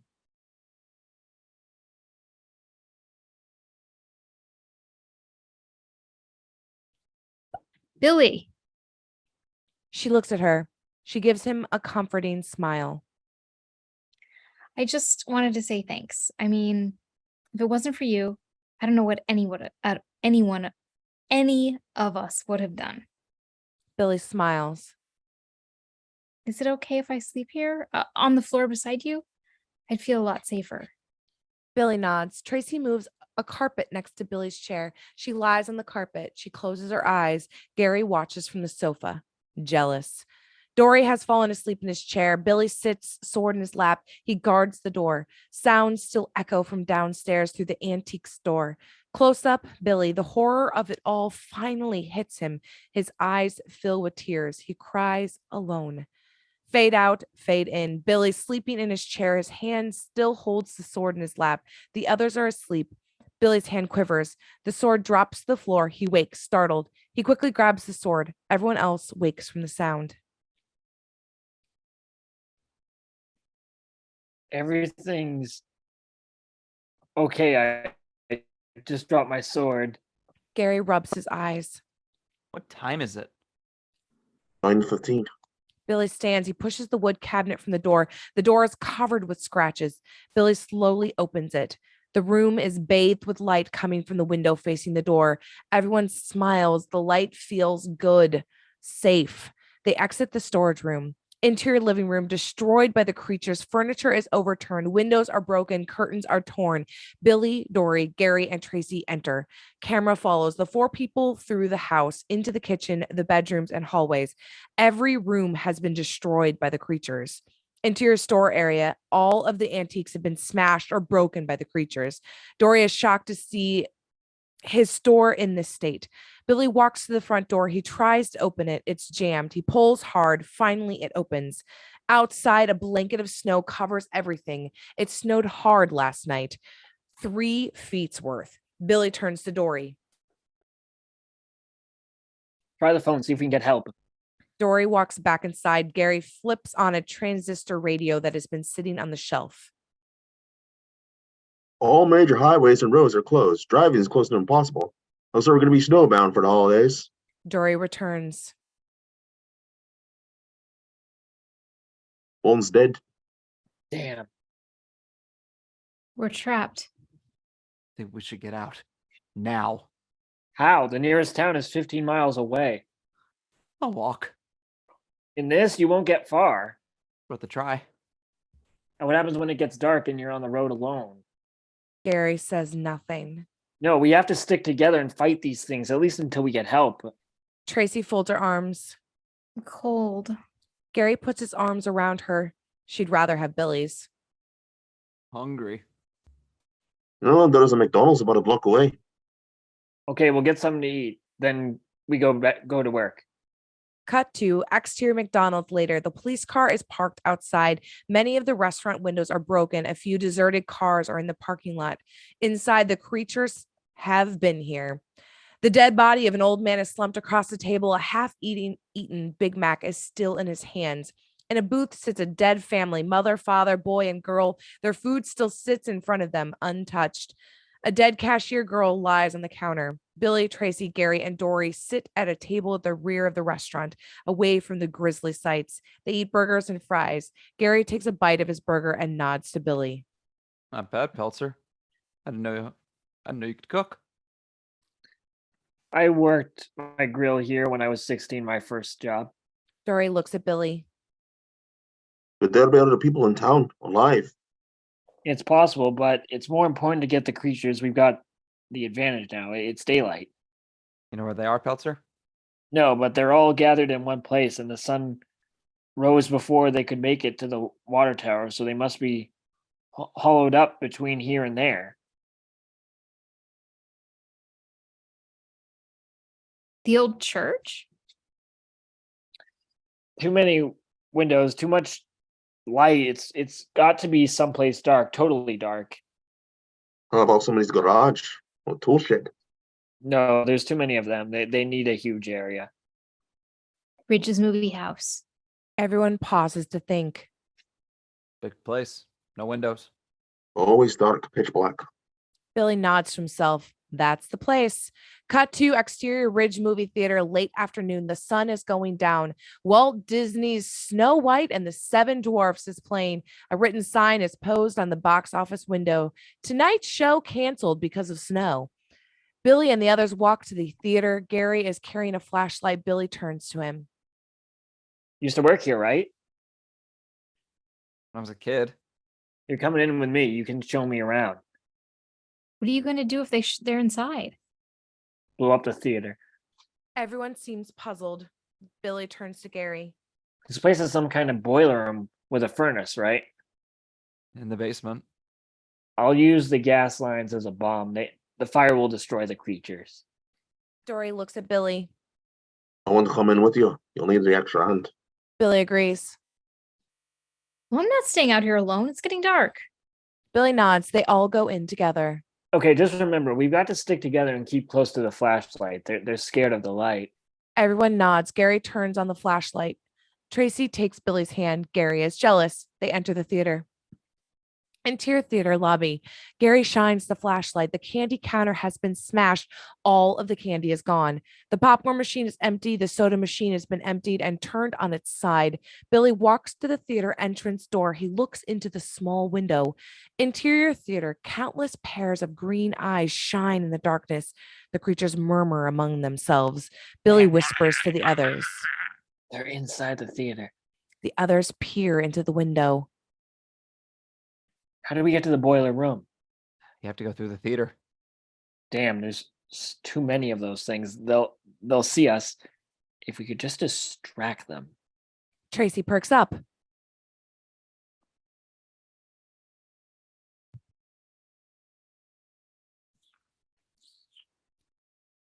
Tracy perks up. I have an idea. They look at her. Cut to projection booth. Billy, Tracy, Dory, and Gary enter. Tracy walks to the projector. She finds the forward switch. She flips it. The projector purrs. The lamp goes on. The reels turn. Interior theater, the second reel of Snow White fills the screen. The seven dwarves are singing, hi ho, it's off to work we go. The song echoes through the theater. The creatures are frightened by the images on screen. The light hurts their eyes, but gradually they become interested in the movie. Projection booth, Tracy smiles at the others. Cut to interior theater. The creatures are clustered in their seats, puzzled, fascinated by the animated screen. Billy and the others move through the darkness. They crawl on the floor on the outside aisle of the theater to the exit door. They move carefully, slowly, silently. They make it to the exit. They crawl out, safe. The creatures still watch the movie. Interior hallway, out of the theater, Billy, Tracy, Dory, and Gary run to the boiler room. Interior boiler room. Billy walks to the large gas furnace. He examines the gas line. He finds the shut-off valve and turns off the gas. Billy takes off his coat and shirt. He removes his t-shirt. He looks at Gary. Give me your t-shirt. Gary reluctantly takes off his t-shirt. Billy ties the two shirts together. He winds them into a cord. He finds a connection in the gas line. He begins to pound against it with the handle of the sword. The sound of metal rings out. Clang, clang, clang. Cut to interior theater. The film's reel ends. The screens go blank. The creatures are puzzled. Distracted, they throw their candy boxes and paper cups at the screen. The clang of Billy's sword hitting the pipe is heard. Several of the creatures group together. They move from their seats to the exit door. They follow the sound. Interior boiler room. Billy gives one final hit to the gas line. The connection snaps. He stuffs the line with his and Gary's shirt. He turns the gas back on and lights the end of the crumpled t-shirt with a match. The flame slowly creeps up the shirt to the line. We have to get out fast. Gary points to a rear exit. That leads outside. Several creatures burst into the room. Gary panics. He pulls out a gun and starts shooting. Not your gun. There's too many. Use the light. Gary stops shooting and fumbles for his flashlight. A creature leaps at Dory, pinning the old man to the ground. Other creatures attack Dory, biting, scratching, tearing. Billy picks up his sword and begins to knock the creatures off Dory. Creatures come at Tracy. She picks up a section of thick lead pipe and bats off the incoming Mogwai. Gary finally turns on the flashlight beam and keeps some of the Mogwai at bay. Fire creeps up the t-shirt, getting closer to the gas line. Billy gets all the creatures off Dory. More creatures come through the door. Gary gets scared. He drops the flashlight and runs for the rear exit. Get back here. We need you. Gary runs out, leaving the others alone. Billy and Tracy continue to fight the creature. Dory lies on the ground. Exterior behind theater, Gary rushes out. It's dark. He runs through the snow-filled alley to the front of the theater. Interior boiler room. The fire is only a few inches from the gas line. Soon the place will blow. Billy and Tracy still fight. Billy inches back to the rear exit. His arm blindly gropes for the door handle. The fire is almost at the gas line.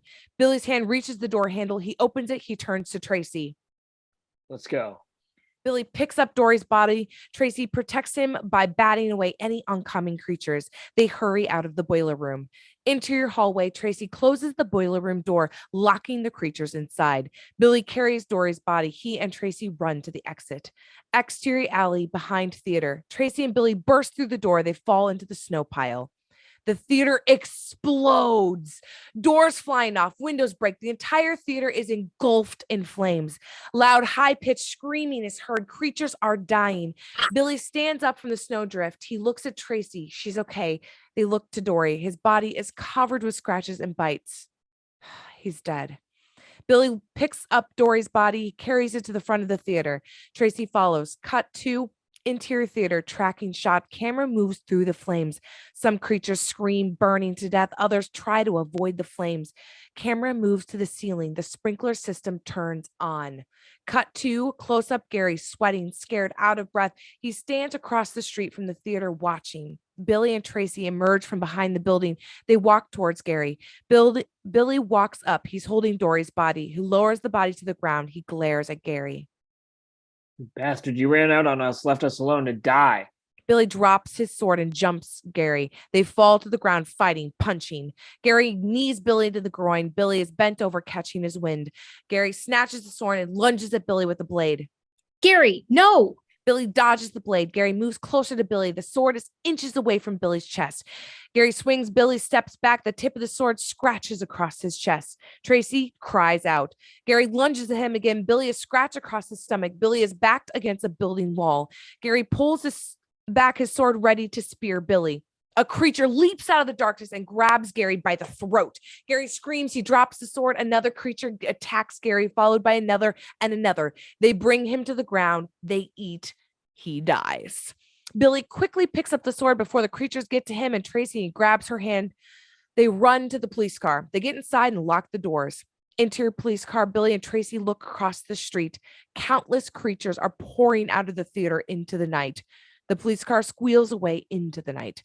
Interior car. Tracy examines Billy's shoulder, a deep cut. The creatures on the back seat opens its eyes. It lets out a high-pitched, wounded cry.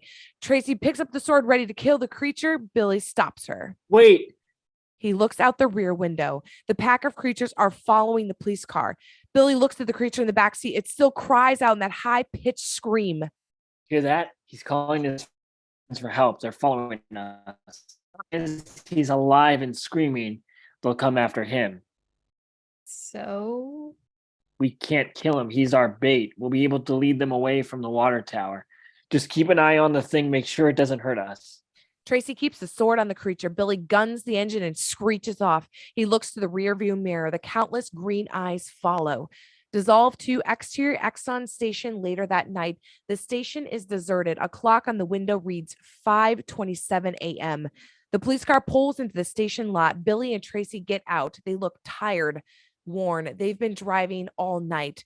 Billy pumps gas into the car. The wounded creature still lies in the back seat. Mogwai still screams in its high-pitched wail. Tracy looks into the distance. The pack of green eyes is visible a few miles away. They move to Tracy and Billy's direction. they're still coming. Billy replaces the gas pump. He looks to the sky. They're close. They get into the car. Inside, Billy starts the car. Tracy looks into the back seat. Billy, The creature is gone. Billy and Tracy are shocked, puzzled. Cut to behind the police car. The creature has crawled outside through the rear window. It crawls beneath the car, moving into the engine. Billy and Tracy look around, puzzled, confused. Where in the hell? Suddenly, the car stalls. Billy tries to restart it. No good. Dead engine. Giggling echoes from under the hood. Billy and Tracy get out of the car. Outside, the pack of creatures are getting closer. Billy and Tracy move to the car's hood. Billy opens it. Mogwai is inside. Its mouth is full of tangled wires and plugs that the creature has ripped from the engine. Mogwai giggles at Billy. Check the garage. See if there's a bag, a box, something we can keep this little bastard locked up in. Tracy hurries to the garage. Interior station garage. Tracy finds a small red metal toolbox. She empties it and carries the box back to the car. Billy grabs the creature. Mogwai is still wounded and dazed, but it manages to bite and scratch at Billy. Tracy holds the toolbox open. Billy forces Mogwai inside. He closes the toolbox and locks it shut. Mogwai is trapped inside. The creature pounds against the metal. Its loud cry echoes from inside. Billy checks the car engine. Damn, he's ripped out the coil wires. The car won't run without them. can you fix it? Billy looks into the distance. The creatures are getting very close. There's no time. Come on. Billy and Tracy run. Billy carries the toolbox. Mogwai cries from inside. Billy looks behind him. The Mogwai plow through the snow, moving closer to Billy and Tracy. Tracking shot of Billy and Tracy running fast, out of breath, trying to keep ahead of the droves of Mogwai. Billy looks into the distance at the top of the hill. A greenhouse sits in a large open area. It overlooks the entire town of Kingston Falls. Billy and Tracy run up the hill towards the greenhouse. The Mogwai move fast. They're getting closer to Billy and Tracy. Some of the creatures travel beneath the snow, others hop through it. Billy and Tracy arrive at the top of the hill. They run to the greenhouse entrance. They open the doors and enter. Inside, Billy drops the toolbox on top of the greenhouse table. Outside, the creatures arrive at the top of the hill. They move to the greenhouse doors. Inside, Billy spots a huge tree. It grows up through the center of the greenhouse. Billy takes Tracy's hand. They run to the tree. They begin to climb to the top. The creatures crash through the greenhouse door. Several of them surround the toolbox. Mogwai screams from inside. Others tear through the greenhouse, smashing plants, overturning tables, etc. The creatures spot Billy and Tracy climbing the tree, and the Mogwai move to the tree. Billy and Tracy climb. Billy looks to the sky. Dawn is approaching. Billy looks below him. The creatures climb the tree, scurrying up to Billy and Tracy. Billy fights off the oncoming Mogwai with his sword. At the tree's bottom, several creatures have begun to gnaw at the tree trunk. Billy and Tracy are near the tree top. They cling to a large, thick branch. The creatures still chase after them. Billy keeps them at bay. At the tree's bottom, the creatures have almost completely gnawed through the tree trunk. The tree sways.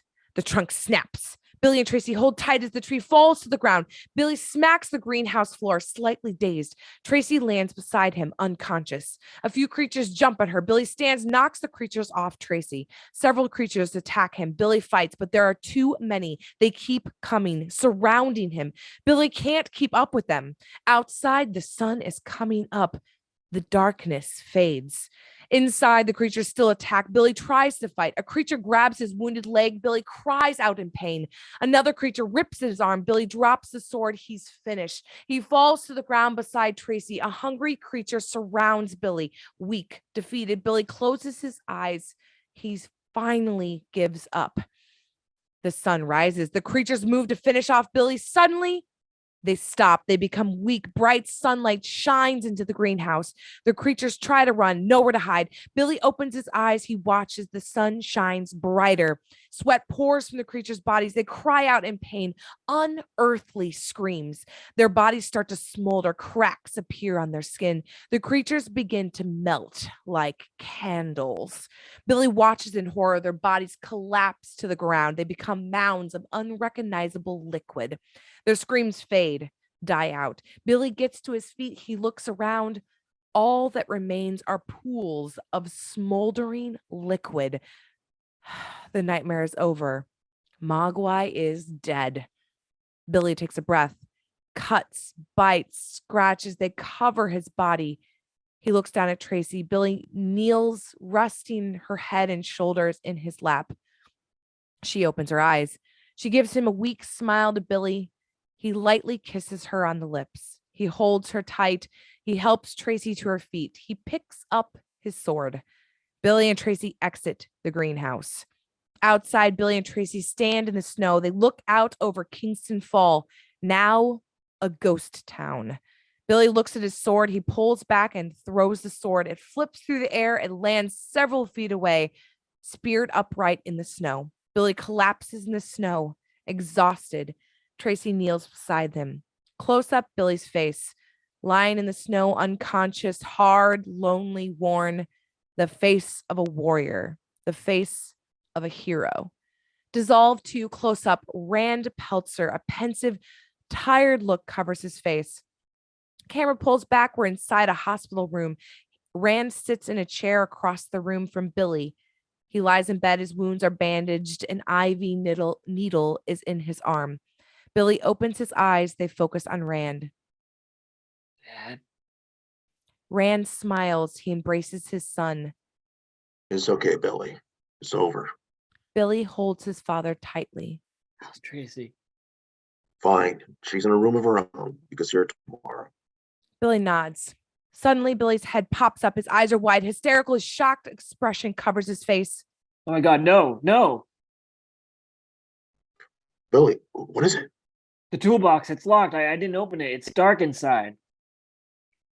Billy jumps What? out of bed. He tears the IV out of his arm. He opens the closet and starts to get dressed. Rand quickly buzzes the nurse. 2 nurses and a doctor hurry into the room. They grab Billy and wrestle him back to bed. The doctor gives Billy a shot. Wait, you gotta let me go. I didn't open the toolbox. I didn't get the. Billy's words begin to mush together. His eyelids get heavy. He falls to sleep. The doctor turns to Rand.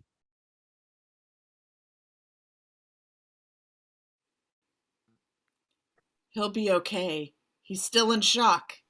Exhausted. He needs some more rest. Rand nods. The nurses and the doctor exit. Rand just stares at Billy. Cut to close up the red metal toolbox, still locked, still sitting on the greenhouse table where Billy left it. Camera pulls back to reveal several workers cleaning up the debris, repairing the broken greenhouse windows. The workers load the trash into dump truck. Outside, the snow is melting. The sun shines bright. A burly, muscular worker walks up to the table and picks up the toolbox. He shouts to another worker. Hey, Eddie, what should I do with this? Hey, throw it out with the other trash. Okay. The worker is ready to throw it out. He examines the toolbox, fairly new, in good condition. He decides to keep it. He walks to his van and rests the toolbox on the front passenger seat. Cut to the worker driving home in his van later that afternoon. The radio plays a country tune. The toolbox rests on the seat beside him. Suddenly, the toolbox begins to shake. Something pounds against it from inside. The worker pulls his van to the roadside. He stares at the shaking toolbox. His eyes are wide, scared. The worker grabs the toolbox. He gets out of his van. Outside, the toolbox shakes and rattles in the worker's hands. Frightened, he throws the box over a hilly wooden area at the side of the road. The toolbox tumbles down to a steep hill. It lands at the bottom and bounces into a lake. The toolbox stays afloat for a few seconds, then it slowly sinks to the lake water. Interior water, the toolbox sinks to the bottom of the lake.